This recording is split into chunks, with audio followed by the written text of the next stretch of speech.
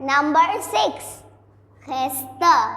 خیسته ته په انګلیش کې څه وایي؟ خیسته ته په انګلیش کې وایي beautiful. اوس تاسو ما سره دوه ځل ووایئ beautiful, beautiful. Good. For example, Leila is a beautiful girl. Leila yo khesta jinaida. Number 7. Sada. Sada tab English ki savai. Sada tab English ki vai simple.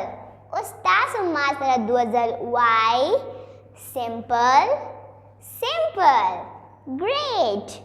For example, I like simple dresses. Zama sada jame خوخیږي. مننه. داسې نور ویډیوز لپاره موږ لایک اینڈ فالو کوئ او د مکمل درسونو لپاره زموږ یوټیوب چینل سره سبسکرایب کوئ.